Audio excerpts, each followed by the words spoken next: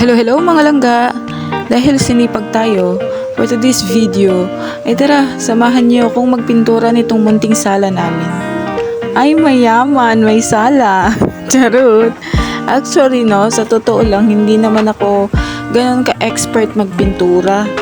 Dahil wala akong pambayad sa pintor, magdunong-dunungan muna tayo for today's video. Malaking tipid na rin kasi mga langga pag ikaw ang gumawa.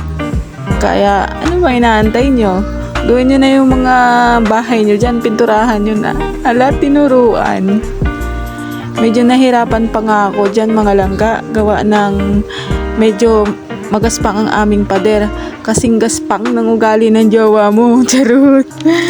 Tapos, yung dating pintura niyan mga langga ay kulay pula. Kaya yung ginamit kong primer dyan ay puting pintura muna para maglighten yung pangalawang pahid ko, which is yung kulay blue.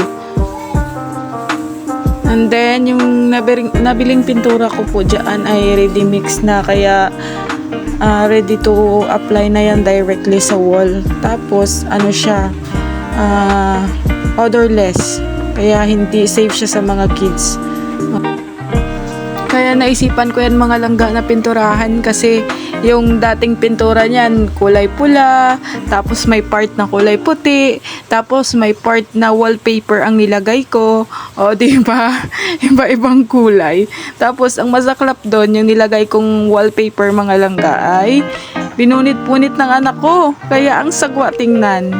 Kaya ayan, naisipan kong pinturahan siya ng para lahat ng wall ay isang kulay laang, para naman hindi masakit sa mata mga langga, At saka dahilan ng wala akong sapat na budget at ang budget ko ay sakto lamang sa pambili ng pintura, abay, sabi ko, ako na ang gagawa. O diba, nagmamagaling lang si Inday. Pero ganun pa man mga langga, maganda naman ang kinalabasan. Worth it naman ang kinalabasan mga langga. Natanggal ang aking pagod nung nakita ko yung kabuuan ng gawa ko, diba? Buhat bangko. Siyempre. Pero madalas ko naman na yan ginagawa mga langga, ang pagpipintura sa bahay, dahil naghihinayang ako sa labor kung kaya ko naman gawin, why not, diba? Kung kaya nila, kaya ko rin.